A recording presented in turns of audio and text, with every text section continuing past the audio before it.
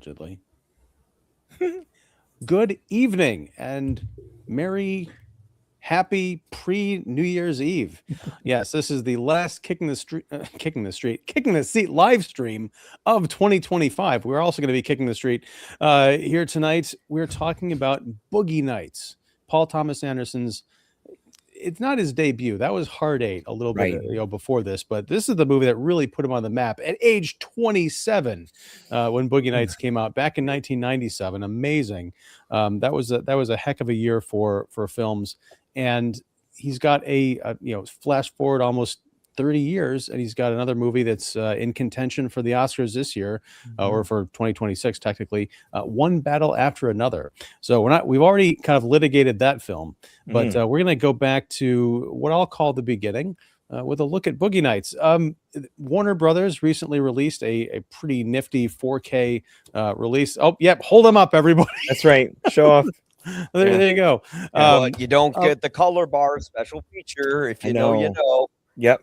And I want to pull over real quick because Mike, you brought that up, and it's sort of a, we love physical media here on Kicking the Seat, but there is a difference between physical media of old and what we're getting nowadays, and they don't preserve a lot of the special features or the fun animated menus or the Easter eggs and all that good stuff. So Mike, good on you for holding on to that DVD. I never should have gotten rid of mine. I figured, when they upgrade these things, they'll just port everything over, and nope, that's not the case. They never Especially these Warner ones. No offense to Warner, but they will skimp and do the bare minimum for sure.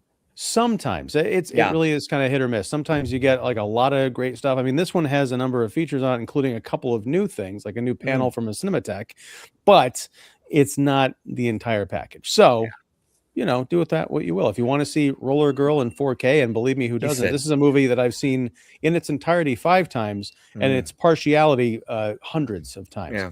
Anyhow, package. He said entire. Yes, I thought you were going to say new to features. Oh, right. Ooh, see.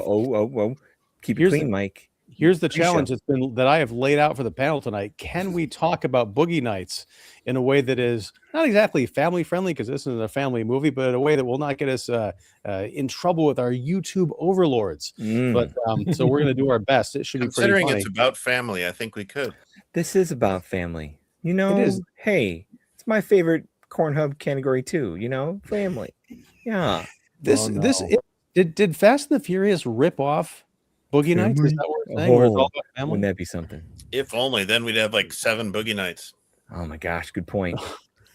Yeah. I don't even want to know what those are. They'd all be the Dirk Diggler franchise. Yeah. All right, well, intros all around. I am Ian Simmons of Kicking the Seat. We have Mike Crowley of YP Reviews, Jeff York of The Establishing Shot and Pipeline Artists, David Fowley of Keeping It Real, and Don Shanahan, aka Nipper Kennedy, of Film Obsessive and Every Movie Has a Lesson. Now, for folks out there who've never done the adult performer stage name game, it's where you take the name of your childhood pet and mix it with your last name would be the street you grew up on. So I realized before we went on live that my name would have been Chloe Hadley. So that sounds, Lady Powell. Ooh, that's like a British, like that could be good. Okay, we've found second careers here for us guys here on put KTS. Right here, I'm not changing it. I'm keeping it. You got a good one. Yeah. Well, thank you. But all right, Boogie Nights, 1997. This movie, I was talking to Jeff a little bit about this earlier today. Between this and Curtis Hanson's LA Confidential, which came out, in the same award season within a couple months of each other, I feel like this really changed the way that I thought about movies and really kind of opened my eyes to the possibilities of cinema. I mean, I was a Tarantino kid and, kind of came up in the Kevin Smith era. And those are sort of like the more indie minded sensibilities, right? But these were, big studio, big kind of like shooting for the awards cachet kind of blockbusters, but they had the sensibilities of, really adult, and not just in terms of theme, but in terms of what they both demanded from the audience. And I think particularly in the case of Boogie Nights, it had that sort of a Pulp Fiction kind of feel. I think it's one of the few big pictures that came in the wake of Pulp Fiction, but Mhm. really got not the formula, but that got the vibe right. Nothing in Boogie Nights feels like PTA is copying Quentin Tarantino, except for one title card towards the end of the movie, where it's like parentheses, one last thing. That felt very very Quentin to me. But I will say, Boogie Nights is a rare film that is, I think it's a drama. It could be, seen as a comedy because it's about the 1970s and early 80s adult film industry, but PTA takes everything seriously. The only thing that's kind of ridiculous are sort of the movie within a movie titles and some of the personas of the actors take on in doing their work. But as far as what we get with human, real human drama, a lot of conflict, a lot of, I guess, getting into what makes these characters tick, why they got into the adult entertainment industry, and sort of the rise and fall of some of these characters, and the aftermath of them being in the business. This movie is just about 2.5 hours long, but at the end of it, it felt really lived in. And it's not just something that's titillating or meant to be a joke. That was my reaction seeing the movie almost 30 years ago, and same thing revisiting it yesterday and today. I was really struck by what Paul Thomas Anderson was able to do with his first like really big swing at bat. I feel like this is going to be a love fest tonight. We're partially talking about it because it has one of the most memorable New Year's Eve scenes I think ever committed to film. Just to let everyone know, we are not going to be recreating that scene tonight, so don't be concerned. But I want to see, does anybody else on the panel have a contrary view on Boogie Nights? Because I think that'd be a great place to start. Is there anyone who's like, this movie's not that good? No, Don, really? I raised my hand. No, this movie, I was younger than you seeing it, so this would have been 97. I was 18 years old, So Babies. I know. So as much as I was keyed into what you're talking about with Jeff, where being able to kind of dip into grown-up cinema and my leap into that, even 96 had English Patient, things like that, things that went to heady, thicker directions than just Twister. So no, I remember 97, Good Will Hunting, Titanic, LA Confidential, even stuff like Love Jones and The Rainmaker and some of these things that were, or The Game, Gattaca. It was a really smart, good year for cinema. And it was a year that broadened where I was going. I admit when I saw this in 97, I didn't get it. I didn't either know the 70s scene of what it was going for that much. I hadn't been exposed to that many 70s, things other than like Three's Company, So I didn't get, I knew that the adult film industry existed because I was an 18-year-old boy and Skinemax is a beautiful thing. No, the movie was like 2.5 hours where it threw me. I think the part that threw me back then was it's kind of like what like Marty Supreme and Honora kind of do now. Like you have a movie that's kind of going and telling an arc of time and, rushing, giving you your montages, your months, your passages of time. And then it kind of stops for 40 minutes and gives you one big episode of a kerfuffle, so to speak, that takes a very long time to get through, like one of your one wild nights or your one wild week. And Nora does that, Marty Supreme does that. And I get that that's like, and Scorsese's done that in the past where I wasn't ready for that, where I'm like, wait, we're just going to hang around with, Alfred Molina and blow fireworks off for a while here. And then we're getting donuts and we're like, where's all this going? And the movie as an 18-year-old neophyte that lost me, where I was like, I was there for the party, I was there for the fun, and oh look, there's Burt Reynolds from that TV show my mom watches, Evening Shade, and like again, I was too early to know like the full power of the full Burt.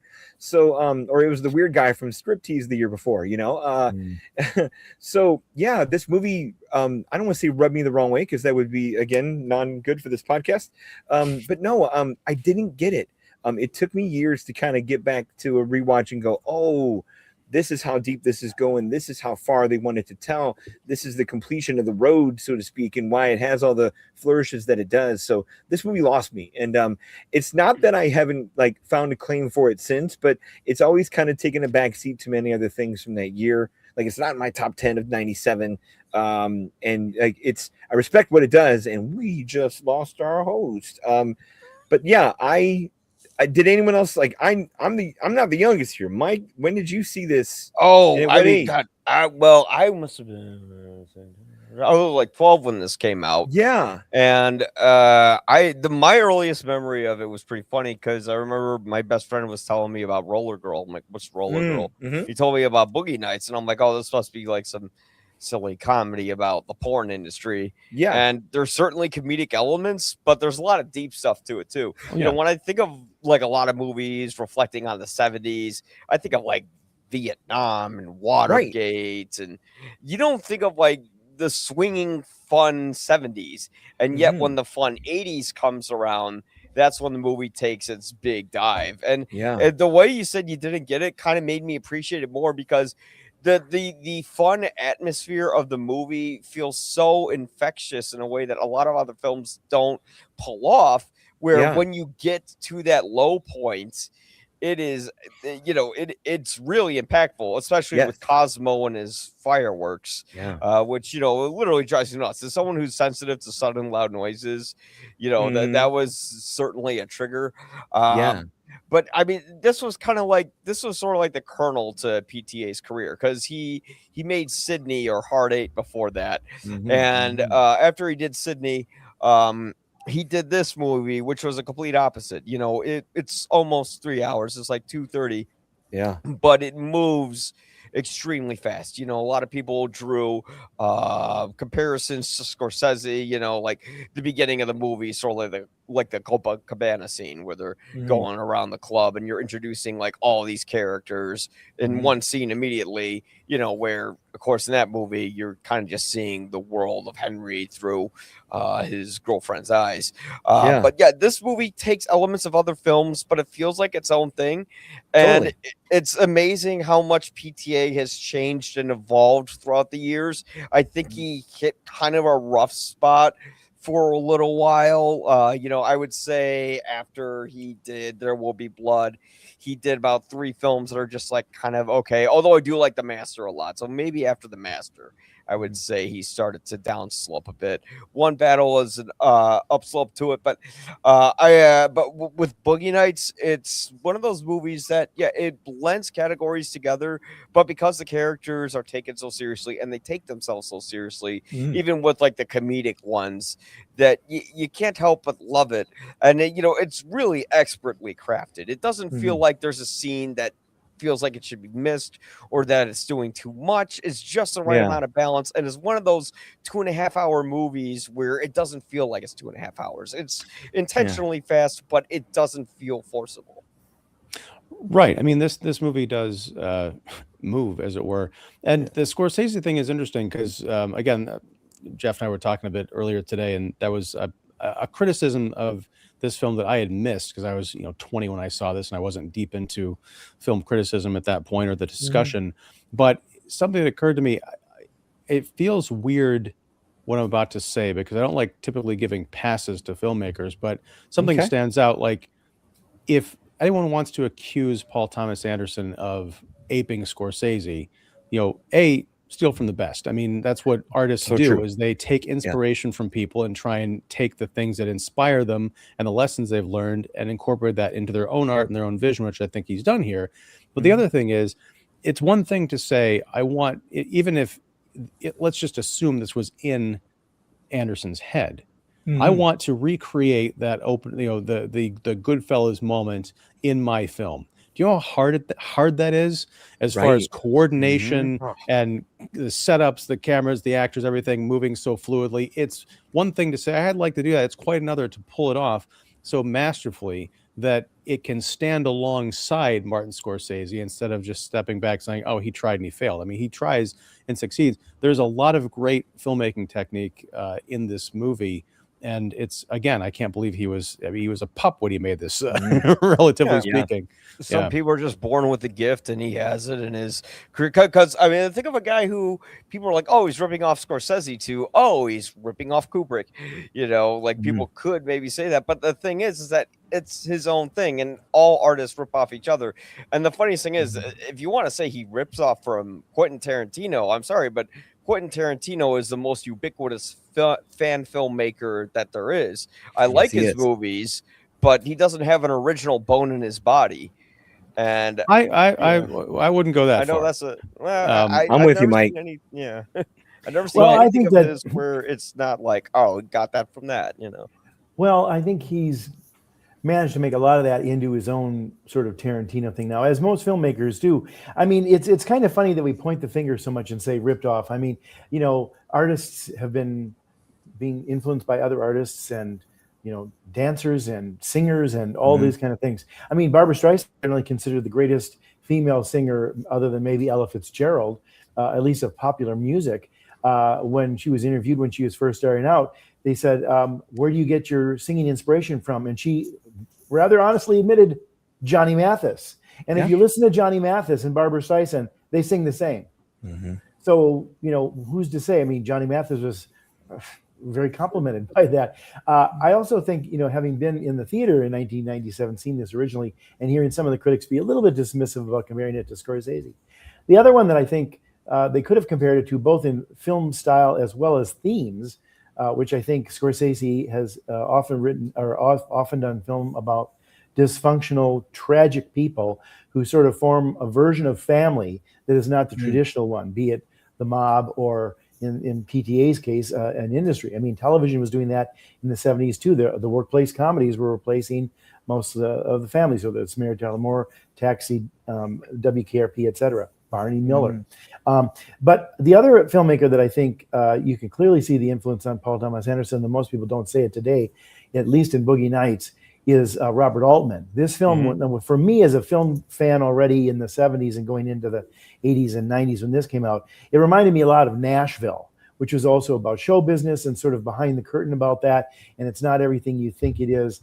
And, you know, the other thing that I love about all three of those filmmakers, and I think PTA does it as good as anybody these days by and large, is they're moralistic filmmakers. This is, despite its subject material, a very moral tale. It's about, you know, these people who are never allowed to forget the industry they've chosen. And they may think they have a family. They may think they're regular folks and all that. They are not. And I was talking earlier to Ian. I said, I think it's interesting that the climax, where there's four big sort of tragedies that happen to people, and we can cover them later. But the smallest one isn't a small one. It's the character of the Julianne Moore character, Amber Waves, who loses custody of her child because she's an X-rated film actress. And she's devastated by it. And you get one of the first times we ever got to see Julianne Moore do her sort of Julianne Moore cry, that, you know, kind of thing. And it's devastating. And it's just like, lest we forget, these people are, you know, trying to forge something together. And they do, by and large. And yet, it's a sad profession. Show business is always a tough one. This, when you're not even the legit show business, if you will, all the tougher. But I think that PTA never loses sympathy for them, but he's moralistic in saying, you know, you play with fire, you're going to get burned. Well, two things. One is I want to get back to that child custody thing. Remind me in case I forget. Buck Swope, the Don Cheadle character. We'll get back to him in a second. But it's funny because we've had a lot of conversations this year, both, you know, on and off screen, about the technological and creative revolution that is at our doorstep and is only going to blow even wider open in 2026 and beyond. And that's the advent of AI, and people concerned about what that's going to do to the different media that we all know and love and work in. There's the same kind of spirit in this film, where on the famous New Year's Eve scene, Jack Horner, played by Burt Reynolds, he's the director that has been making all these movies with Amber Waves, and with Eddie Adams, who's the Mark Wahlberg character who goes by Dirk Diggler for his stage name. He's visited by some kind of movers and shakers in the adult industry, who is Philip Baker Hall, giving a wonderful Philip Baker Hall performance. He's on screen for like 5 minutes, and he walks away with the whole thing, talking about videotape and how that's the future, and also you know, amateur actors instead of these kind of glamorous, you know, would-be adult starlets. And Jack Horner wants nothing to do with it. He's like, you're never going to replace film with videotape. It's cheap. It doesn't look good. These aren't professional actors. Get out of my office, essentially. And then about a half hour later of screen time, we cut to him in this as the kind of the ruler of this sad videotape warehouse kingdom. He's kind of like schlepping through it and, you know, signing invoices and whatever. He's made his money, but he just doesn't. He feels kind of like he's lost a step creatively. But what I want to step back to the Cheadle thing. I'm jumping way ahead here, but Buck is he's an adult entertainer. His day job is selling stereo equipment, and he has a dream of opening his own, you know, Buck's Super Stereo World franchise. And he's turned down for a bank loan because of the business he's in. It's very sad. It's a great, you know, probably 4-minute scene with Don Cheadle that is better than just about anything I've seen on screen this year. Forget about 30 years ago.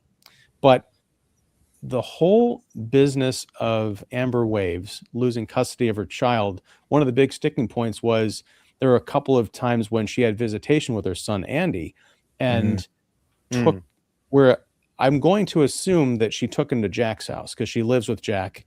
And that's where they have a lot of parties. It's where they shoot a lot of scenes and things like that. And so we're led to believe the judge said, nope, that's inappropriate. So you don't get custody of your kid anymore.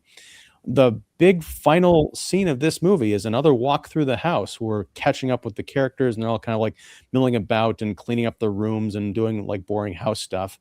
Turns out they're getting ready for a shoot involving Amber and Dirk.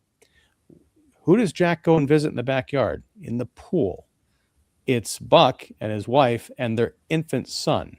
I had not picked up on this until watching it, you know, this afternoon. Like, could this be a problem in the future?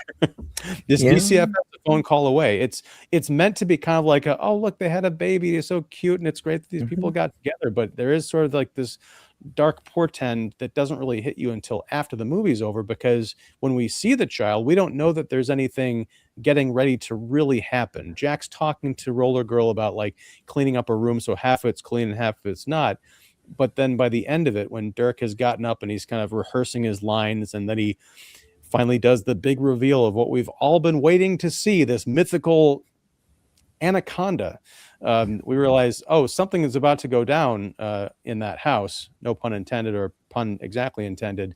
And then you start to realize there's a baby in that house. This is kind of weird.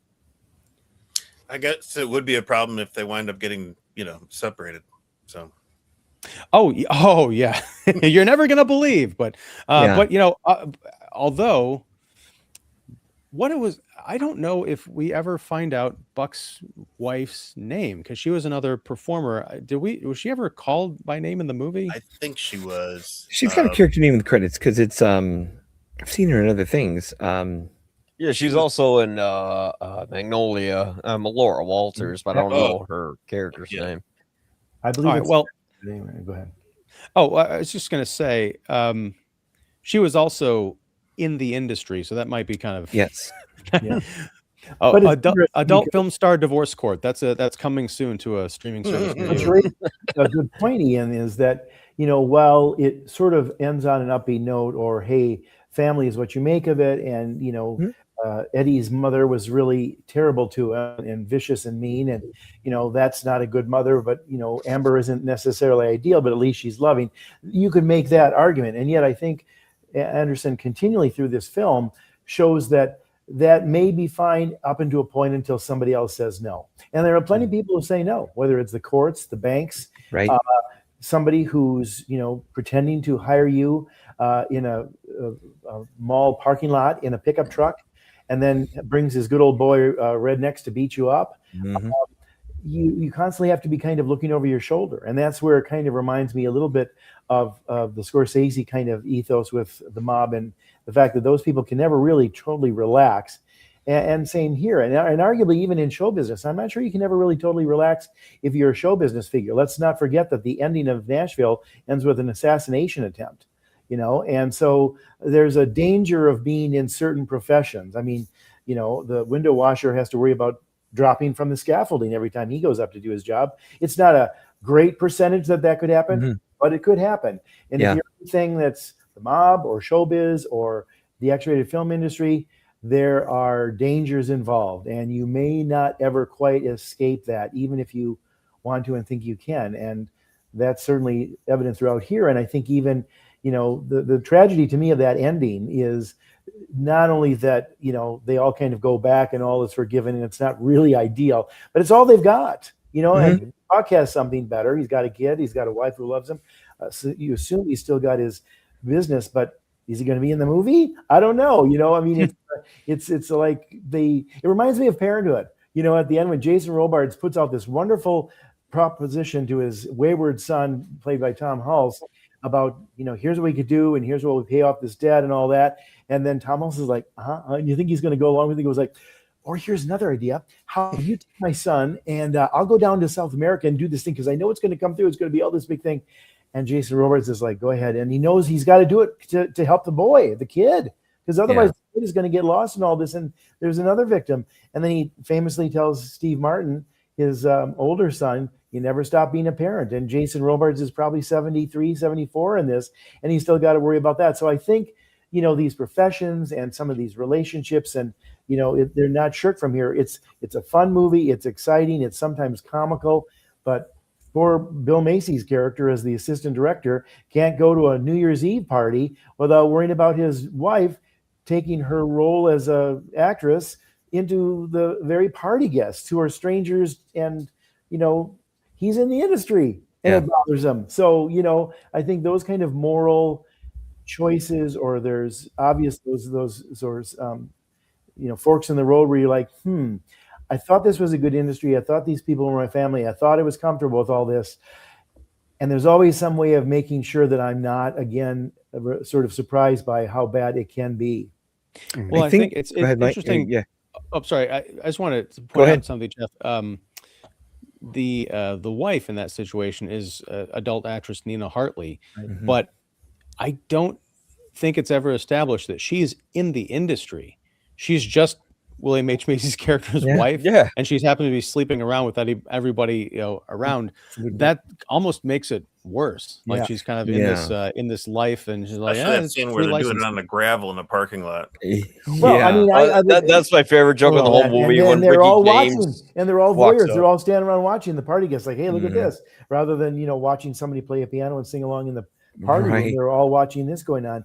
I mean, look at when the Colonel shows up for the introduction of his character, and he's got that young girl with him, and barely anybody bats an eye until she gets sick and almost dies. And then they suddenly go, she underage? Yeah. I think the way PTA cast it is definitely supposed to tell us that. And yet they're all kind of like, yeah, that's the industry.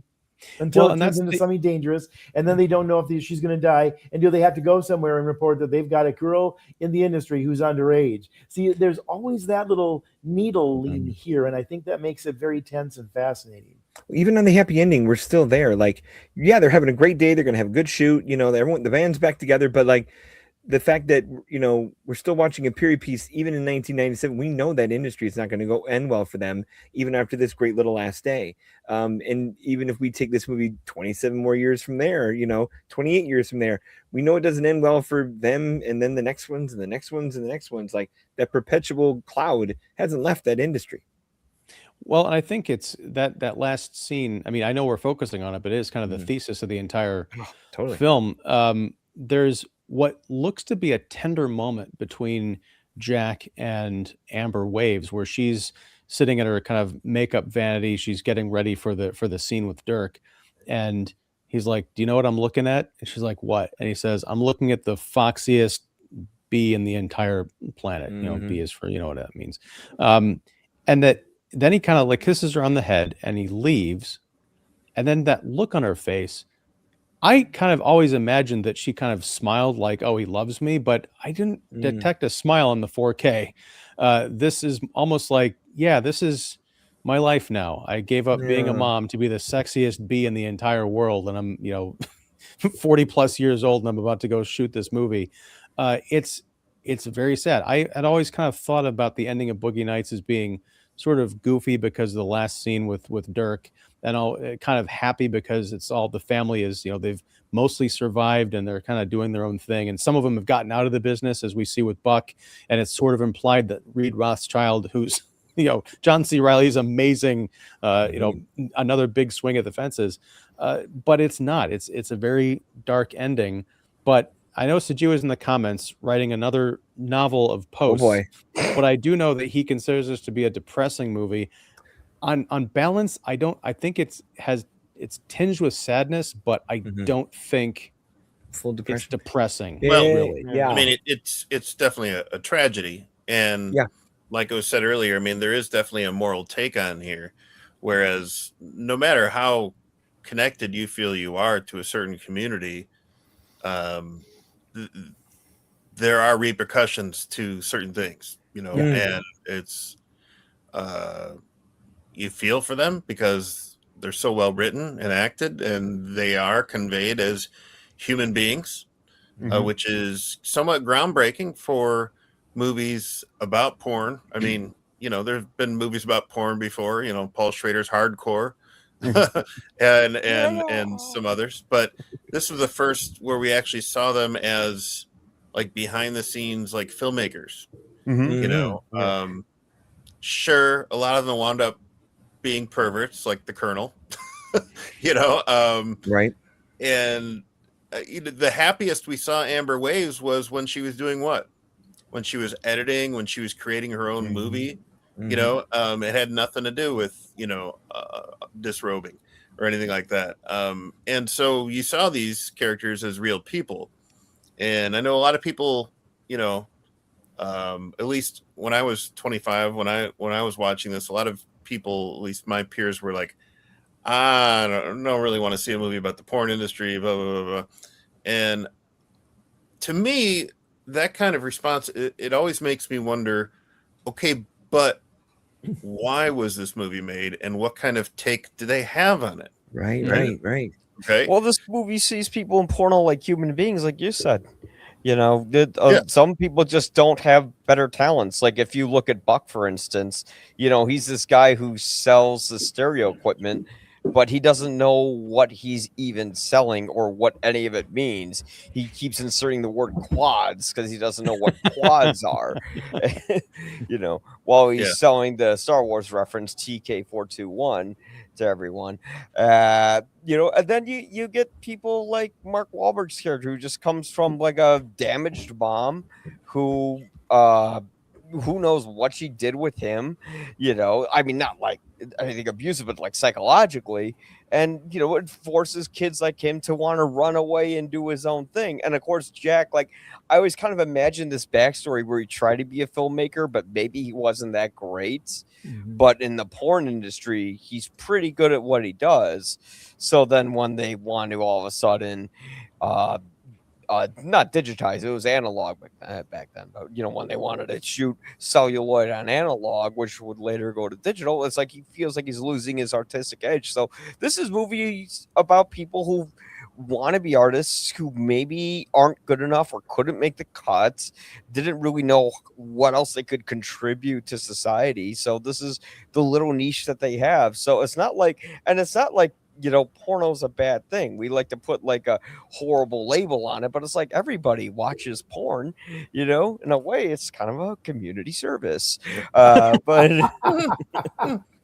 well, the interesting thing about it too is if you want to look at it writ large for any audience that maybe isn't that interested in the X-rated industry, or maybe not even Hollywood, I think it's about where do you belong and what are your dreams and how easy to make them? And dare I say, even what is the B plan?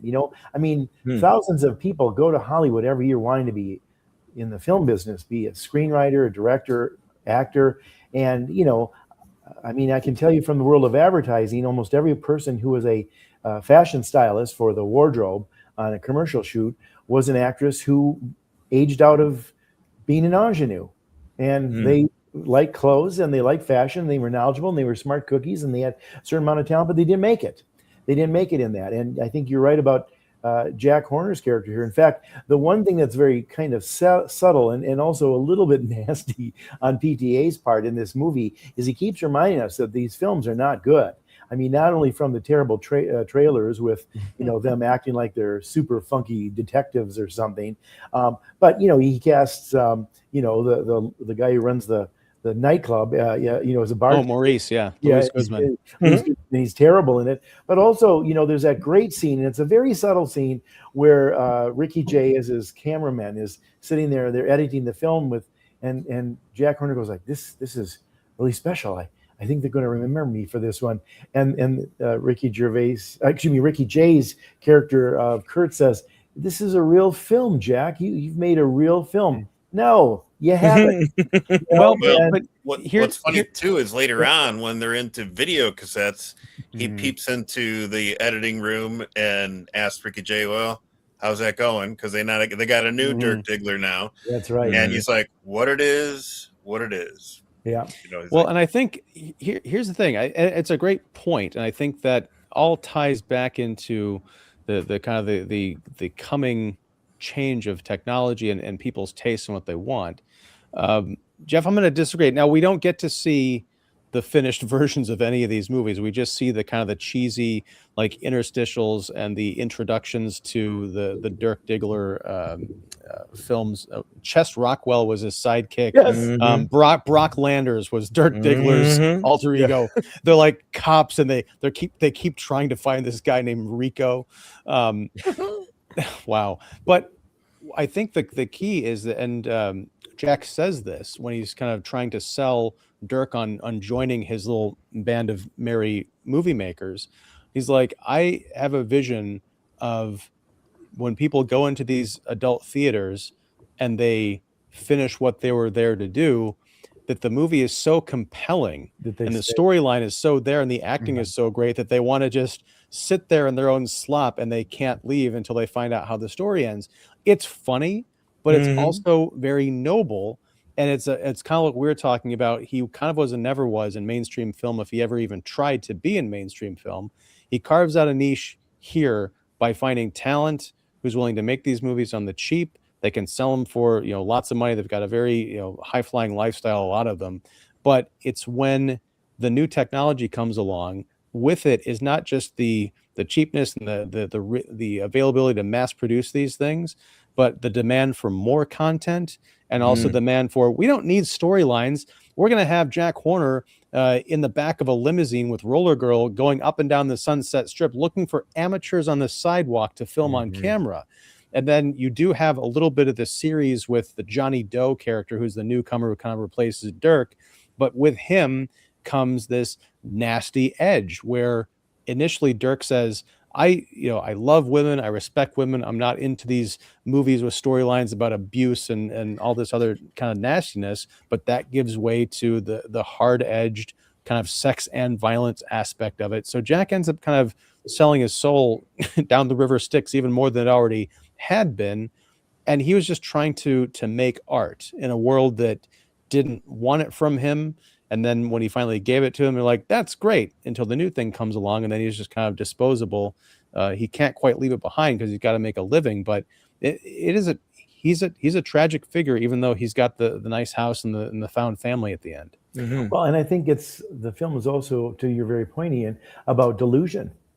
They think that they're making real films, and if they can stay for the rest of the movie, sure, to some degree, and yes, it has to have a certain amount of plot and script, but when the reality of the 80s and videotape and wall-to-wall action scenes comes along, belittling the need for any real story as more and more becomes available on home video, and you watch it for 10 minutes and then you move on. They missed that whole big sort of change in the industry. But I would also argue that before that, Jack Horner was still a little bit delusional. He made a lot of money selling himself that delusion. But I mean, the very first audition that he does with Eddie is to see how he responds to Roller Girl coming over and just stripping off her clothes and getting right to it. And he's sitting there watching and like, hey, this is your audition. It's a long way from Emma Stone singing, about her aunt jumping into the Seine in La La Land and convincing us all that she's a really good storyteller as well as a very good singer on the fly. But in this one, you almost, there's a sweetness to it because they're buying into their delusion, but they're still delusional. Yeah, and that's the thing is I know you're saying that they're not good films, and from what we see, they're cheesy and they're funny, and I get the feeling that's like Paul Thomas Anderson trying to have a little bit of fun, with the movies they're making. But I was kind of into it. Like, I want to watch these zany movies with the guys with these two detectives who are also like beating up people with nunchucks and all this other stuff. I wondered if Jack knows the kind of movie he's making, because it's entirely possible. We don't spend a lot of time in terms of the story development or any of that, but it's possible that Jack knows, like, yeah, there's these cheesy guys with the nunchucks and all this other stuff. So it is a farce. It's not necessarily meant to be, Starsky and Hutch. You wonder if he gets it. That's a great question, Ian, because I don't know if they delve into it. I will say this: whether it's the X-rated film industry or the regular film industry, a lot of times the powers that be the directors or producers, miss the point of those movies. Like, I think in this one, Jack Horner thinks, oh, this is very much like Shaft and Superfly and all those. And arguably, you could put those blaxploitation films in a certain category, but they're very skilled films in many regards. Totally. And the whole sort of realm of 70s detectives and edgy loners and different stuff like that, where this one is, their wardrobe is just, they look like they didn't say, well, do we need any new wardrobe, Jack? Well, I think you can just wear what you were dancing in last night. You already got it on because you didn't get home until 7 a.m. and that's our call time. I mean, you can just see that decision being made. And that's the costume. That's how much thought is put into it. So, not a lot of table reads back here on the special features, Yeah, so true. Yeah. That's what I would like to call a hands on the table read. Please. Well, I think he knows he's making cheesy movies, but he's really good at, because like you're saying, it's something where it's kind of entertaining and you want to see him get Rico, although you don't really care about the plot. Once you're seeing as much of the movie you want to see, there's not much more to it. But these guys kind of have to lie to themselves, because they kind of have to have like a meaning to what they're doing and a purpose to it. Because if you're just like, oh, I'm just filming pornos and that's it, then you're not gonna really feel like you exist for a reason. And this is kind of like a movie about people trying to just get by and find a reason to be on this planet. Well, weird parallel. We just watched this a week ago with Jack Black's character in Anaconda. Jack's just looking for a B+ life of making his own films, even though they're just wedding videos. So it's those creative folks just need to be creative in something to feel justified in what they do as the tickle and the passion of their art. So. Well, it's funny because something else I hadn't really noticed until this rewatch is Scotty, the Philip Seymour Hoffman character, who's this really awkward, gay mic operator who comes on to Dirk and it doesn't quite work out. And that's another moment that kind of turns from silliness, where he's kind of dressing in the Michael Jackson outfit and buys the same Mustang as Dirk, except it's it was a different color, so he had it freshly painted. He makes a pass at him and then it gets rejected, and he's just that heartbreaking scene of him breaking down the car. But later in the film, when Buck is doing his car commercial, or not car, his stereo commercial, I think it's Scotty and the other couple other people from Jack's film crew are the ones who are shooting the commercial. So they're all just trying to exercise their craft, and to Mike's point, any way that they can.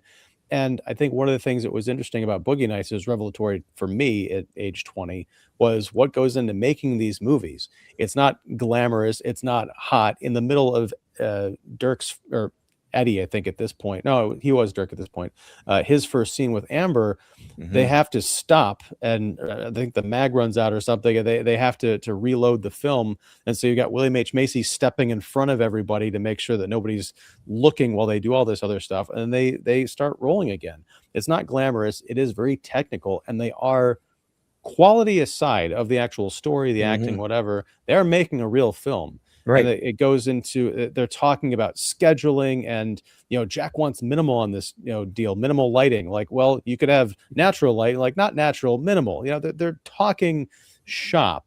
And the great thing about that particular exchange was when Nina Hartley was back on the patio with the audience, and William H. Macy, that was his wife, not in real life. Well, there is craft service and technical people, but not on all these kind of things. Would not eat craft service on one of those sets. Just but they have them. They have them on any set, any kind of production. And there's a certain sweetness in the fact that they're kind of abiding by certain rules and having a certain amount of dignity, if you will, to some of it. But I think even though they're trying for that, and again, whether that's delusional or natural, I think Jack is fatherly. He's a kind man. You could almost say he's sort of passive. I mean, when he's directing, he's got the cigar in his mouth. And he's just kind of sitting there like he's watching paint dry. He's not like a typical like, hey, that's great. Let's do it again now. This time, do it a little bit more hot or something like, you'd expect the cliche to be.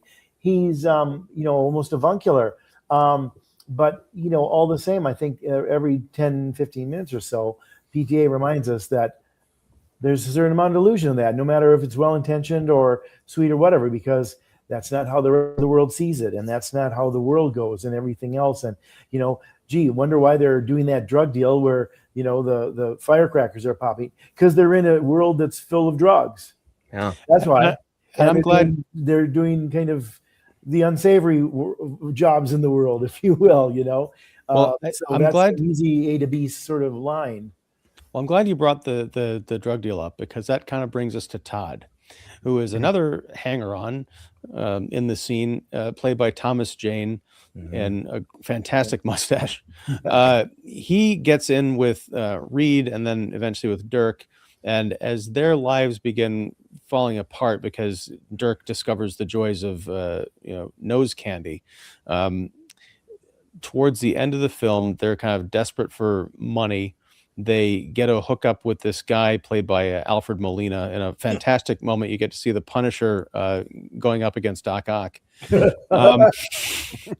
But they go to this guy's house to sell him like a brick of baking soda that they're disguising as something else. And they're going to try and rip him off for $5,000. And they pull it off. And they're just about to get up and leave when Todd, the troublemaker, says, no, there's a safe in your bedroom underneath the bed, and we want what's in that safe. We're not leaving here until we get it. And another thing that I hadn't noticed until this viewing was what Thomas Jane was doing with that character in that moment. He's nervous. He's completely bat crap crazy out of his mind on drugs and who knows what else. But when he's sitting there on the couch, because Dirk and Reed have gotten up, they're like, okay, it's time to go. He's still sitting there and he's kind of like shaking and he's hesitant. He's kind of mumbling to himself, and you can see him working up the courage to speak over the loud music. And it's so affecting. And when he starts like screaming and crying about going to get this money, you realize he's not like this master criminal guy. He's just kind of this pathetic little hoodlum who's gotten way out over his skis. Fantastic death scene, by the way. Yeah, and I think I'll link down below. Years ago, I wrote about my experience of meeting Thomas Jane at Comic-Con, and that is the definition of the axiom: never meet your heroes. Anyhow, let's talk about that scene, the Sister Christian scene. Don, I think you kind of mentioned this in your introduction, and this being one of those off-kilter moments in a series of events of off-kilter moments. I was reminded of Song Sung Blue, a film that we both saw recently and loved. That takes a hard left turn at almost the exact middle of the movie and becomes a different kind of film almost from then on. That sort of happens here in Boogie Nights too. Were you? I know you were thrown by it, but do you appreciate what PTA is doing now? Yeah. After you get over, and some of this is where I'm there with Mike. We're like, all right, the firecrackers. There's too much. What's really going? I don't like the song. I could take or leave Sister Christian. So, but no. Now, when, like you said, when you see what Thomas Jane is doing, and you see the nerves on that side, and then obviously Wahlberg and Reilly just, shivered in their boots where they can, and then Molina just owning the room, and then obviously to set up what they're setting up, hindsight 2020, yes, I can completely appreciate that scene, completely. And now it's been aped by, like I said, Marty's every Safdie brother movie. So, but it's an escalation too, which is so funny. Totally. And dare I say, an escalation of people who haven't particularly learned from the tough lessons that they should have half an hour earlier in the film. You think that the climax is almost going to be where you have the four events sort of all going on at the same time. Amber loses the custody of her child. Dirk is stuck in the pickup and getting beat up. Buck is, getting that brilliant white suit splattered in blood at the donut shop. Mhm. And Jack and Roller Girl are out looking for a random person, and she picks up an old high school classmate who recognizes her. It's so tragic. And I thought, God, what an ending! But that isn't the ending. I know. There's still another half hour Yeah. after that. And what have they learned? Very little. Yeah. Very little. Not only does Dirk Diggler think he can sing and that he's such a great star that they're just waiting for him to cut an album, but he can go and walk in and get this easy $5,000 and maybe score some other money in the safe and drugs, et cetera, and walk away scot-free. It's like, no, that's not how the world works. And you keep missing the point of your life lessons. And then he kind of has to come crawling back, and maybe that's him not learning either.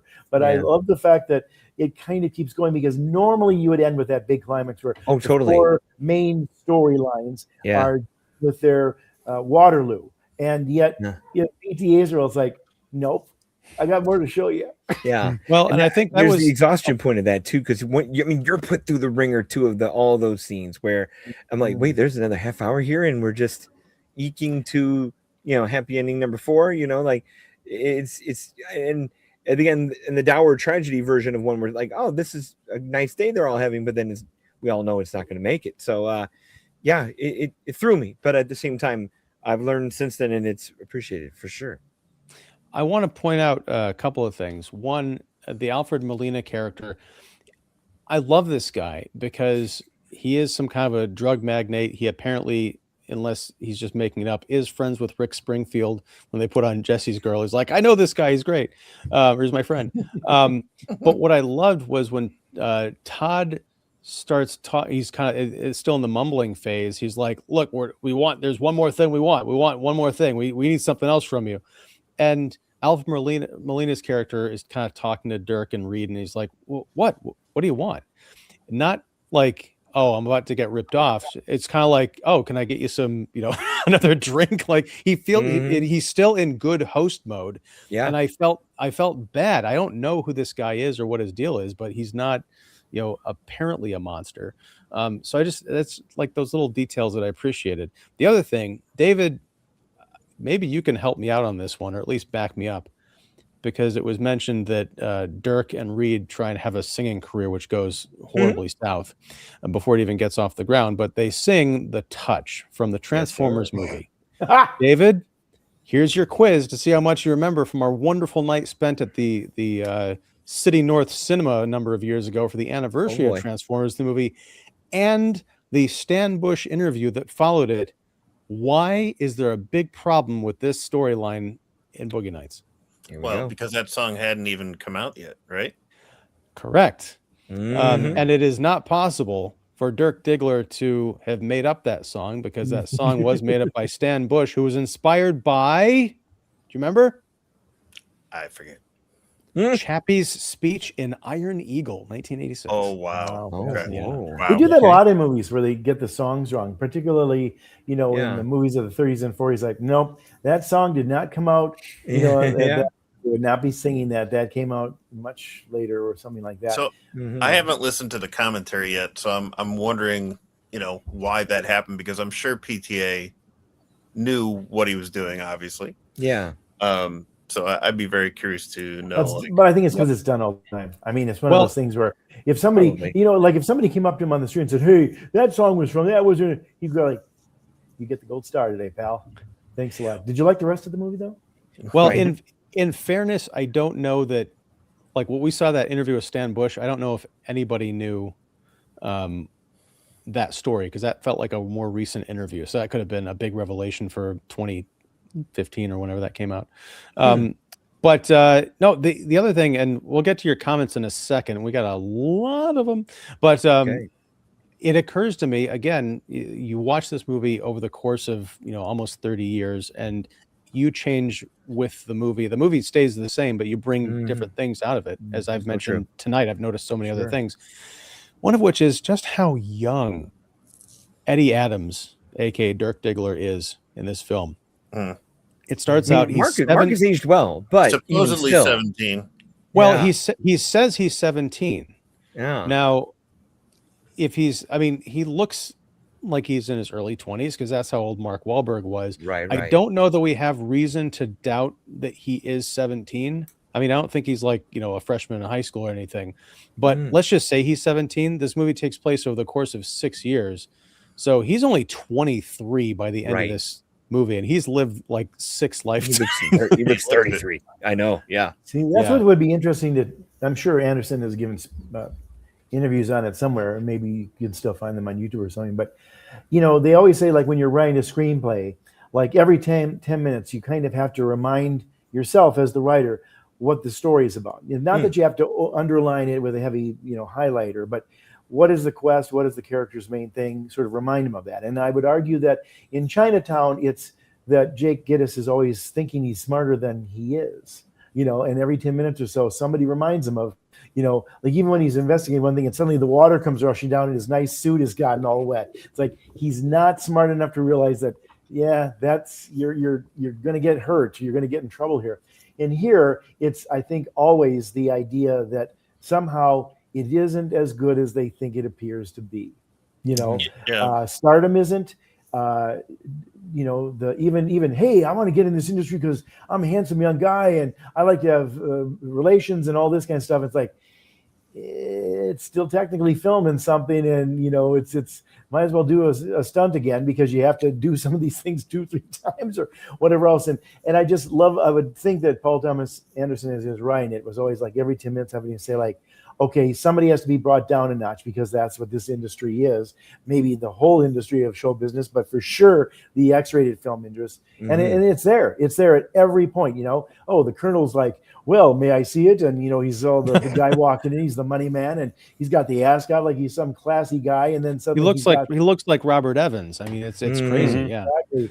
And that actor is usually known for comedic roles, though he was one of the law firm guys in Philadelphia with Tom Hanks and Denzel Washington. Well, I want to go back real quick to that reaction. Things where there's something bad that's going to be appearing that reminds you this is not ideal. Well, the reaction shot that you mentioned the Colonel has when he sees Dirk's talent off screen is the most tremendous example of forehead acting I've ever seen, because he looks down and you see his hairline like jump back like a quarter inch. Oh, it's so good. All right. Thank well, you, Eddie. Yes. With that kind of frozen smile. Yeah. Oh, it's so good. All right. So we're going to go ahead and we're going to go through some comments here. We're going to breeze through because there is quite a lot. All right. Starting at 7:39 p.m., way before the show started. Oh my goodness. Sajua waiting in line for the red carpet. We'll try to join the combo about another overhyped PT. Another overhyped. Yeah, it's not as good as a Jim Jarmusch film, I guess. Hey. Don't knock Jarmusch on this show, sir. And besides, we're not talking about overhyped PTA. We are not talking about One Battle After Another. Sorry. Okay. One of the most overhyped directors of all time. Similar to, oh my dude. I'm with Sajio on this one. That's a clickbait comment if I ever see one. Yeah. Look, overhyped. Christopher Nolan, mild talent, tons of hype. I don't know if I can go on. All right, this is not a good movie to watch on a first date. In the 1990s, with a lady who met at a cool hardware store in DC. Depressing movie. PTA owes me $9 or whatever I paid to watch this movie. Definitely I'll tell you, take a date to this one. Actually, it'd be a good film to see with somebody who was into movies. I think you meant to say hardcore store. There you go. I got you beat, or, though. I went on dare I say, David, hardware. Oh, well. Lover's Lane is right up the street on Harlem and Norwich. I mean, if you guys need some material. I got one out here, too. Yeah. Anyway, not that I've ever been there, but I will say the worst date movie, Son of Sam by Spike Lee. Or Summer of Sam. Worse than that. That scene in the back seat of the car. Don't get me wrong. I know it's there, but awkward. The date did end pretty well, so there's that. Perhaps we were motivated to prove that night after watching the depressing movie. It's not depressing. Yeah. The good Hong Sang-soo movies, The Woman Who Ran By the Stream, better than most PTA or no. Okay, now he's just apples and oranges, my friend. In the bear. New Jarmusch movie is good, better than this depressing and all this before movie. We even started. Yeah, I seriously 2 hours ago, right? We haven't even said anything yet. Don't get me started on Jarmusch. Don't get me started. We love you, Sajiva. Jim the Jarmusch preamble. gets a lifetime pass for Only Lovers Left Alive. That's all I'm saying. Okay, here comes you're gonna get some Carvel ice cream. Good. All right, 2-for-1 deal. Did you bring enough for everybody, Sajiwa? Be relevant, Hey, please. Be Sajiwa, relevant. it's like, I have to talk to my middle school kids. Hey, everything that pops into here doesn't got to pop out of here, and it doesn't got to pop out of here. Okay, go get your ice cream. At least that's the only thing popping out because we're talking about Boogie Nights. The 4K release looks good.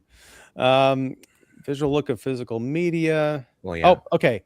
HRC 31. Welcome. Thank you. Not to be IMDb, but Melora Walters plays Jesse St. Vincent. I think I did. I remember hearing the name right. Jesse. That's right. Very good. Okay. Very good. Yeah. Awesome. Thank you. HRC 31. Bravo. Bowfinger. I would not say it's better. I would put it on par in terms of like being from two separate genres, but both featuring Heather Graham. Same year, right? 99 is no, Bowfinger. 99. Yeah. All right. Man, I gotta watch that movie again. Also, the judge in the custody hearing was played by real former adult star Veronica Hart, whose own custody battle inspired the Amber Wave storyline. That's a cool Wow, touch. that's I want to talk to I want to talk to Veronica Hart and see what that journey was like recreating that moment. Can I tell you one quick story? Yeah, please. 30 seconds. That's kind of analogous to that.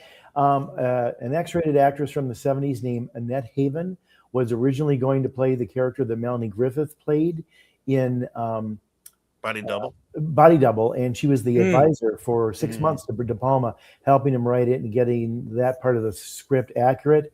And then he auditioned her, and he auditioned Melanie Griffith, and Griffith got it because she was an actual actress, as good as Annette Haven was for all the counseling and all that kind of stuff. And she got credit for that and was paid for that.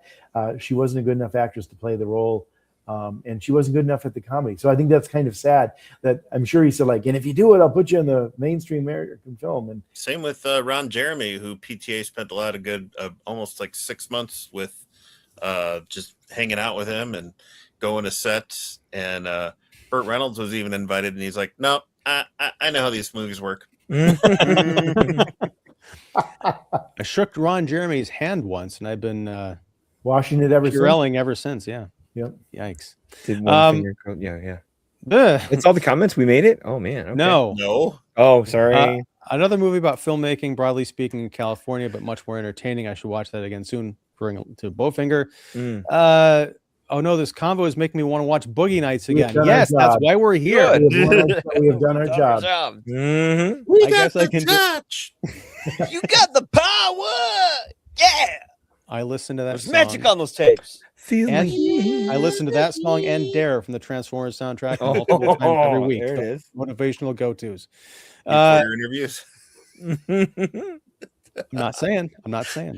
I guess I could do a rewatch of Boogie Nights and then Bowfinger for fun and enjoyment. Let's see. Why not?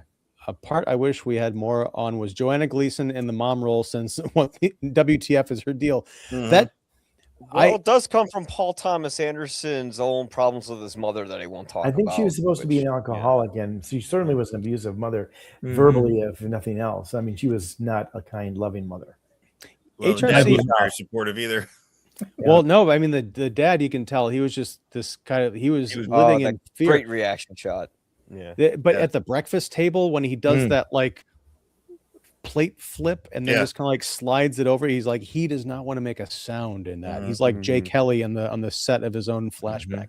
I agree, HRC. In a way, I think Joanna Gleason was so good in that just a few minutes of screen time that I wanted to know more about her.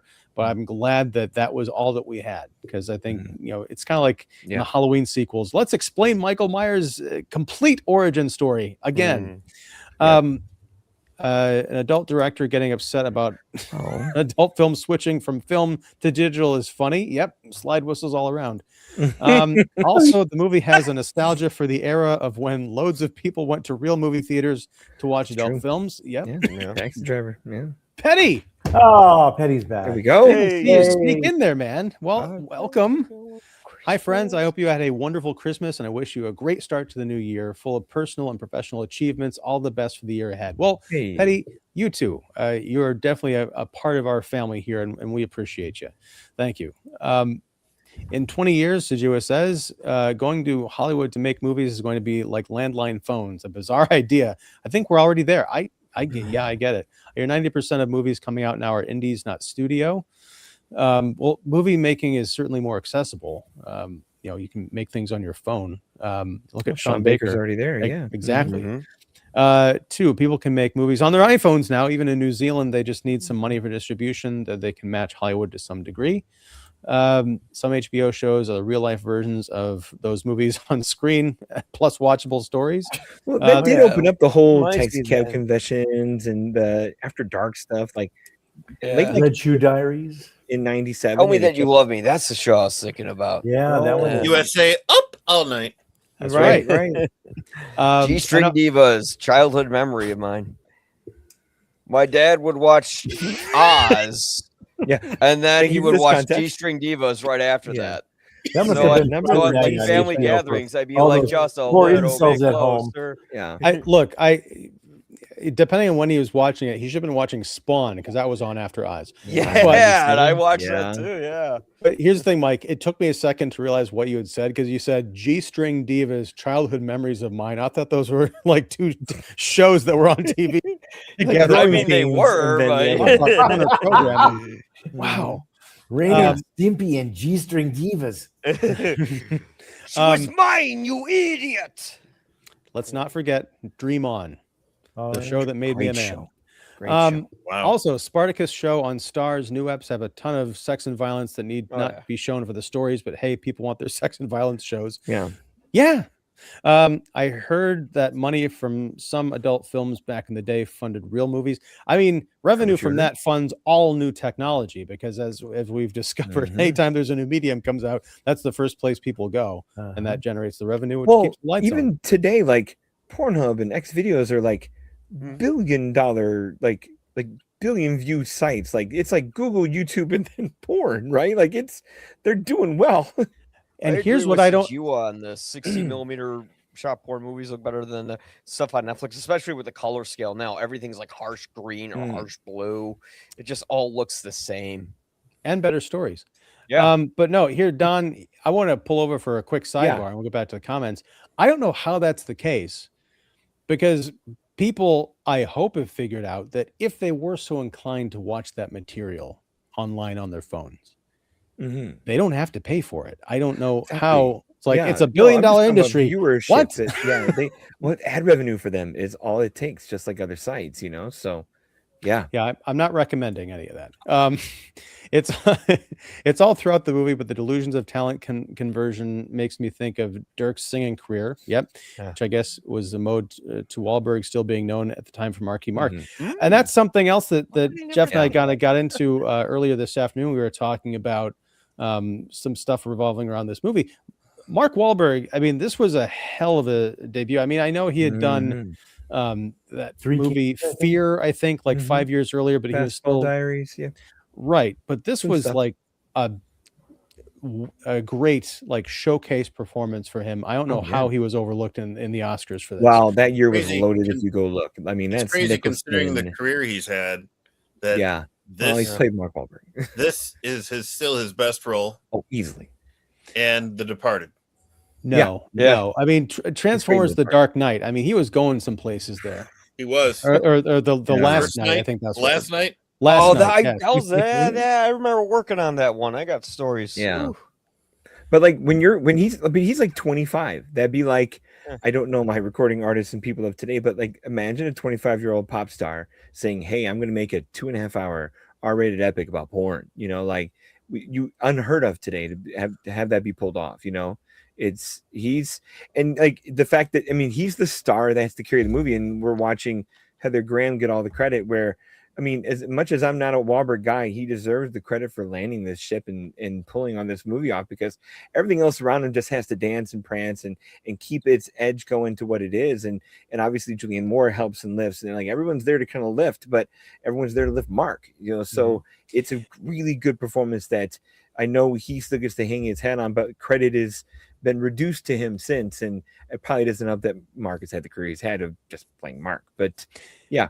But I gotta say, I mean, that's something we haven't really touched on. Is Eddie Adams isn't innocent at the beginning of this movie, and he's gradually corrupted over time, but he still has there's still that spark of goodness left in him, where at the end, after his life has been destroyed, he goes back to Jack and he is completely sincere about wanting help. I mean, it's that rock bottom moment. And one of the things I think that helps redeem the ending of this film and make it not a complete tragedy is that Jack does take him in and helps, reinvigorate his career. Maybe not the best choice because there's still all those trappings and problems in the industry, but at least he's, back there with his family and they probably have some kind of an understanding. I would imagine Dirk's in rehab or whatever, but yeah. All right. They're back to doing what they're best at. So, right. No, they don't get back in the recording studio. To give a little more props, not that you need to Mr. Wahlberg. He also took a great risk in this role because of the subject material, as well as the fact that his character is not a smart character. Yeah. And a lot of times actors are reluctant to play characters who come off as stupid or immoral or, even villains. A lot of times people blanch from them, What's a catch-22? Yeah. I look, I don't understand all this technical jargon, the NP, the YP.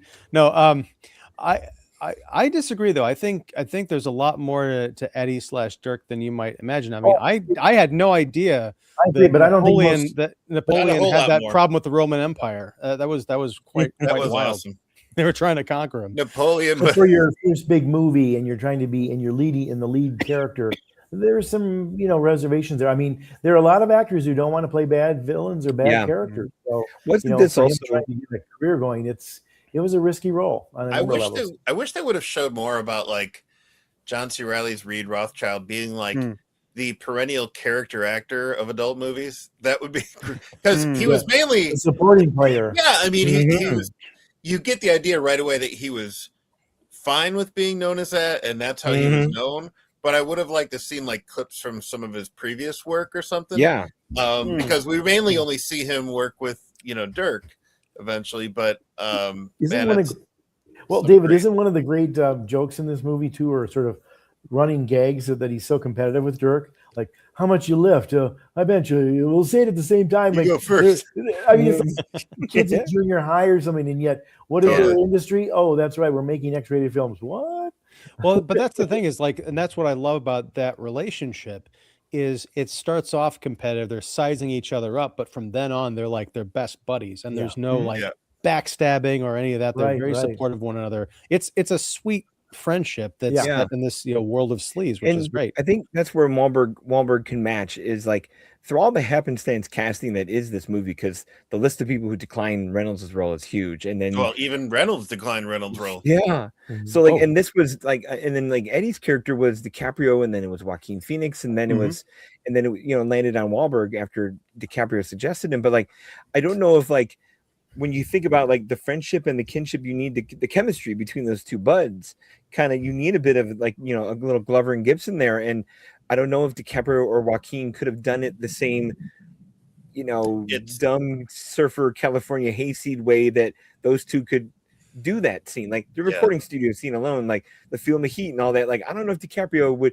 I feel like DiCaprio, even in '97, Romeo and Juliet, Titanic '97 would overact that, and then Joaquin would just Crispin Glover it, but Wahlberg would be a ham about it, and it worked. So it's funny how you mentioned both DiCaprio and Wahlberg, because Wahlberg was originally going to be cast in Titanic. DiCaprio bowed out of Boogie Nights because he went for Titanic. Yeah, so Wahlberg went for Boogie Nights. I'm the king of the world. How those movies DiCaprio's getting a double bill. He's getting a double Oscar now. He's got it with. Now he's getting in with PTA. And Reynolds had to be persuaded so many times by PTA to take this role. Well, and it's funny too, David, because he still didn't learn his lesson right up until he got the Golden Globe for Best Supporting Actor. He fired his manager for it. Why did you put me in the movie? It's like, look around, pal. You're dealing with some very good, strong indie actors. And he wouldn't promote it at all. He wouldn't promote it at all, and he didn't understand that it came out great. But I mean, and then he went right back to, I think, TBS and doing those cheesy, detective yarns that he's done forever and a day. It's pretty sad. They were kind of beneath him, but he didn't get it. He still didn't get it. It's pretty sad because his role wound up being kind of meta, because his agent convinced him to take this role because he wasn't really getting cast in anything else. Mm-hmm. And you know, I mean, striptease. he was doing some cable movies, and he was doing he had finished Evening Shade and everything, and it's like, what am I doing? But then look, man, this script is amazing, and look at this cast, and here's this hot young director. What are you thinking? Why would you not take this? And then you look around, it's like Philip Baker Hall, Philip Seymour Hoffman. Well, they were all still John C. Reilly. I mean, Julianne Moore. She had been an Emmy winner by this time. Yeah. These were all quality actresses. Joanna Gleason were right off the Broadway stage. I mean, he wasn't casting terrible people. He was casting really talented folk. Right, but I mean, I can understand where Reynolds is coming from because I mean, at this point, he's an older actor and he's from a completely different generation of filmmakers.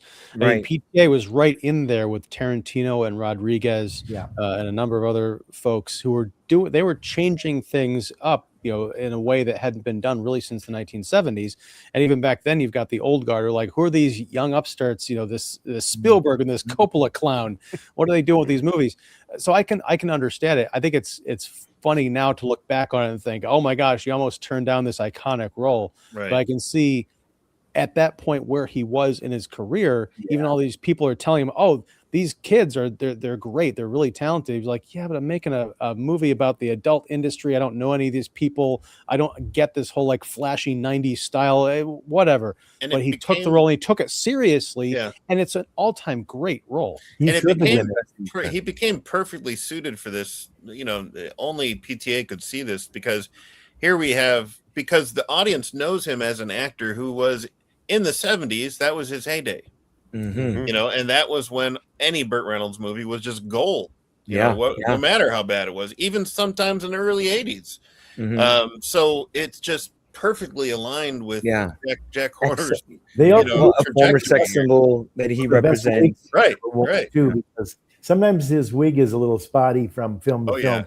But the wig and the beard, it worked almost as well as your hair, which is natural, David. I was just going to say that, David. You've got the Jack Horner thing going on, David, I got my end of the year hair. David, gotta get a cigar now. You're like a smiley, happy version of Alec Baldwin. Yeah, there you go. But the rest of the actors on that list, like the Bill Murrays, the Harvey Keitels, the Warren Beatty's, the Albert Brookses, I don't know if they would have played it with that same like old hint of, like you said, the sex symbol thing, like maybe Beatty, but like not Bill Murray, not Albert Brooks, not Harvey Keitel. Beatty would be awesome in this. The great thing about Reynolds is he played it very straight. He never winked at the audience. He played it straight, and if anything, it was he was dignified all the way through, even in that terrible scene where Roller Girl ends up beating up the guy, kicking him with her skates on the curb, and he trying to salvage it, and he's mad and getting upset too, but it's because he was really trying, and he was giving it his all college try, if you will. It's kind of amazing. That was the one, I'll call it a flaw in the editing that I caught watching it this time. The kid who's been beaten up by Jack has face punched in. He's got a bloody nose. He doesn't know where he is at this point. And then we cut to a shot of him. We see how bloody his face is on the sidewalk. Then Heather Graham's Roller Girl comes up on him and starts stomping him directly on the face. Stomping. Yeah. The problem is they cut back to him as they're peeling away, and it's the exact same shot they showed. He doesn't look any worse for the stomped. Yeah, I'm like, no. There's no extra damage, especially from those wheels. It's like you got all that would open that you one up. thing you didn't get extra coverage on. Speaking of Roller Girl, as I was watching this again, I felt like from start to finish, I think we could all agree that most of this movie is the camera just going on long, swirling round takes, right? So I was thinking it was Robert Elswit also on rollerblades while he was, or roller skates while he was filming this. Possible. The cinematographer. It's pretty amazing, and I know that Jeff, you mentioned that this is kind of more aligned with Altman than Scorsese. I still see it as an ode to, at this time in '97 we had seen Casino, before that Goodfellas, before that Mean Street. This to me is very much, especially in the way they incorporate the camera work with the music, with the montages. This is still very much a Scorsese film.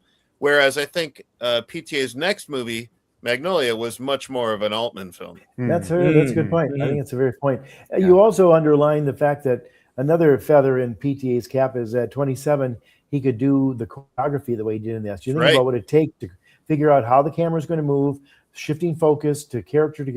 They have to say their timing and the right lines at the exact moment that they're going over there, and it all seems fluid and seamless. Yeah. That's not easy to do. It looks easy, but it is not. $15 million budget, which is plenty of money then, but paltry even by 97 standards. That's they squeezed every dollar that they could into that. It looks great. Yeah, I want to with old technology back then with those old steady cams you got to use. And now this is a bloody steady cam. Yeah. Well, I want to mention the thing about the roller skates. I don't remember the DP's name, but cinematographer for Weapons. I think I saw this on Facebook. They're filming Benedict Wong in that scene where he's in the convenience store. That cinematographer was on skates filming that. That's how they got that kind of like crazy fluid motion. Nice. All right, we're gonna finish out the comments here because we still have a little ways to go, and then I'm gonna let everyone We're halfway there. I know. I don't want to end up at the runtime of Boogie Nights, although I love hanging out with you guys. So Sajua says some people who do film podcasts for the same reason, to be creative, to be connected to the movies, which is great. Promo for movies, yes. The soundtrack, says HRC31, it also adds to totally unsettling the audience in the big 4 storyline climaxes. It's a heavy bell tolling, and it also kind of circles back sound. Right. But the beginning of this film, it starts with a black screen and this almost like a sinister, sad circus music. Like an overture Right. And it's not that long. It's like maybe a half a minute, but then it gets into the big, bang with the neon and the glitz and the glamour. Yeah, it's sort of the reverse thesis statement as far as audio of like starting out kind of somber and then going flashy, whereas this movie starts out flashy and then it gets really dark. And the caption for Dirk in the studio is saying it's March 1983. That's right. Still 3 years before Iron Eagle and Transformers. On the commentary, PTA brings up this was pre-Google or Wikipedia, so a lot of real life parts of the story was half remembered by PTA. That makes sense. That's right. He grew up around around that part of town, actually. Right. Yeah. And the colonel actually would come to his house when he was a kid, and he would tell dirty stories about Winnie the Pooh and like what the characters do to each other. He was not wearing pants. Wow. Yeah, I know. Plus, he's really into. Never mind. All right. No more talk of honeypots. John Holmes said Sajua died from AIDS-related complications in his early 40s, age 43. Oh, 43. That's how those lives ended back in the day. Sad story. Yes. This is why all the old-timey religions say thou shall not do porn in the 1970s. That must have been on the one of the tablets that broke. The New Edition Bibles, right? Yeah. Wait, New Edition had their own Bible? Yeah. Well, anyway, sorry. David, for losing today at the trivia, it's your turn to play for the drinks at the next night out with the most powerful critics. Ooh. I lose every day. Oh, not every day because you're on here with us. Not sure. Good discussion. Happy holidays. Happy New Year. Thank you too. For whatever reason, the YT account name went from Heather Green to HRC31. Oh, yeah, that's okay. So yeah, Heather, welcome. Oh, welcome. That's very strange. This is actually Heather. Not Heather Graham. Heather Green. That would be awkward. Yeah. Oh wait, yeah. Was that your cat? And then you grew up on Green Street? No. Odd to compare sex-filled Boogie Nights to Christopher Nolan, since one of his major knocks is how sexist his Batman movies are. Yeah. If you think about Talia al Ghul or Anne Hathaway in the Catwoman suit getting on the bike. Yeah. Well, there's also PTA, to his credit, just knows how to tell. You can tell he can develop and show female characters with a little bit of agency compared to some of the other directors we've been comparing here. Like Amber Waves having her arc, the mom having the intrigue. Like, we have really good female characters in a movie that, in an industry that is so male defined, that's a strength that PTA shows and has that I don't think other filmmakers could have done. Well, and to that point, I mean, you think of Roller Girl. I think there's a version of this movie by a much less talented filmmaker where she just, like, her coda is she's found like on a park bench, OD'd on something. But the last Right. we see of her, well, not the last we see, but she does go back to school. We see her in the classroom, right, like getting her kind of trying to GPA. pick things back Same up. way and we then- found her. yeah, Mhm. Yeah, that's right. Back to the Yeah. Future. I'm just imagining Heather Graham in Back to the Future. Ha ha ha. Maybe Would she have like a if I roller? wanted as My floor? flux capacitor is She was working at the I drive-in think this diner is a in real rollerblades. film, Marty. We made a Ooh, real there's film. some Are you gigawatts telling me happening that here, man. my mom is my partner in this scene? A metaphorical mom. Yeah. but in that movie, they only have to get up to 69 miles an hour. Very Not late to the 67? discussion. Yes. Very late to the discussion, but Happy New Year, gang. Thank you, Razorblade Mango. Happy New Year to you too. Dirk isn't only a dumb character, but Dirk is also a bad actor, which guessing actors Yeah, wanting to see? launch their Yeah. careers dislike playing bad actors. Lot to lose there. Yeah. Yeah. That is good acting when you're intentionally doing bad acting. Oh, so true. Sort of like so true. breaking the True fourth that, wall. true And that. Wahlberg didn't have to try that hard, but yeah. I know Yeah. what you do. Well, and that's the scene where he's talking to Joanna Gleason, his mother. I don't know how much of that was scripted versus how much of it was improvised, because what Wahlberg is doing in that scene looks like he's having a fight with someone that he wasn't expecting to have after probably being Right. like coming from one of the greatest nights of his life to Yep. walking into that. He's kind of like stammering and freaking out because Yeah. he's tearing the Right. post. You're like, don't do that. Why are you doing that? Like he's really Kind of having blubbering. a breakdown there. Yeah, He's doing a good blubbering is job. a great word. Yeah. Terrific performance there.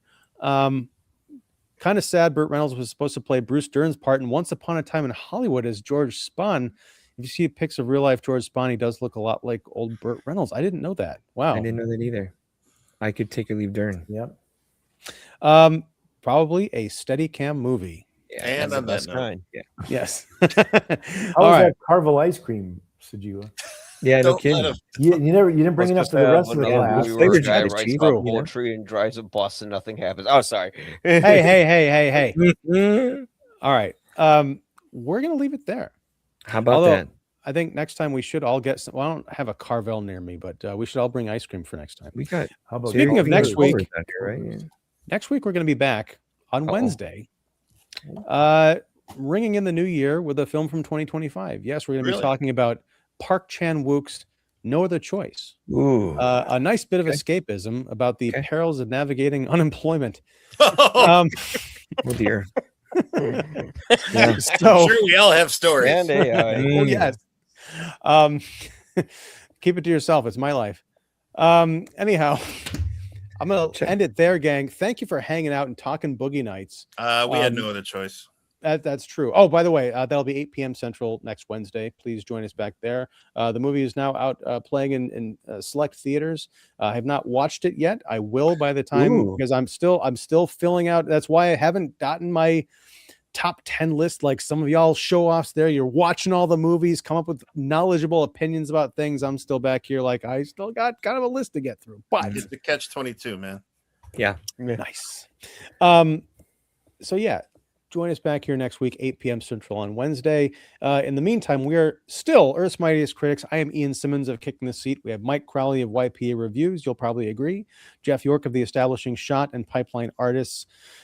Nipper Kennedy sometimes goes by the stage name Don Shanahan. Irish Why would cream. you grew up on Shanahan Street? Sorry. I wish. Yeah. Of Film Obsessive, and every movie has a lesson. And Cinephile Hissy Fit podcast, can't forget that. And David Fowley of Keeping It Real. Gentlemen, thank you all very much. Katie Glidewell could not be with us this evening, although she really wanted to. She's traveling, and apparently she's got a story about how she used to be nicknamed Roller Girl. I don't know what that's about. Funny. Hope to find out, and I hope I didn't just tell a story out of school. But anyhow, I want to say as we close out tonight, thank you all for hanging out and being with us as we talk about Boogie Nights, but also for this entire wonderful 2025 that Kicking the Seat has had. We've grown by leaps and bounds on the channel. We've had amazing discussions, fantastic guests, and Put on some consistent. Yeah, a little bit. Yeah. It's been I've had way too much Carvel ice cream. Saju is my secret hookup. But I can't thank all of you enough for joining us here week after week. Not only the guests, but also the panelists and the commenters. The show would be nothing without you, because Ian, me talking to a camera is a bad time. No. It's the other way around. We wouldn't be here if you didn't set up a great thing for us. So I appreciate you just including us in your space. This is awesome. This is fun. And I appreciate you, and Happy New Year, sir. Well, thank you. Ditto. And thank you. Well, I want to wish everybody a very happy New Year. I didn't want to do this show on New Year's Eve because no one will be watching, and I probably would be talking to myself. Everyone's got plans. But no, you got to stay up till midnight. We could do this and still have hours to fill, but I wouldn't do that because it's about being with family and friends and all that good stuff. So without further ado, I'm going to end this show and say thank you very much. Until next. Oh, if you like the show, please like, subscribe, and tell your friends and all that business. We're 100 subscribers away from 11,000 subs. Wow. So if you want to give me a New Year's present, tell all your friends to sub, but only if they really want to. Wow. Anyhow, until No, next tell them time, to do it whenever even if they don't want to. That's Yeah, short that's for it. subscribe. Come on. yes, yeah, Do it. just Get do your it. grandmother to vote twice. The American right. way. Chicago Election way. year is next year. All right. Yeah. Anyway, thank you, everybody. Take care until next time, whenever that is, whatever that is. I think I already said that. Yeah, take care and watch Boogie Nights out on 4K. This is not an endorsement, but it's not an endorsement. And yes, listen to Stan Bush's The Touch and Dare from the Transformers the movie soundtrack on repeat. It will get you through the day and, dare I say, the year to come. That's right. Rig it on the New Year's on the 19th.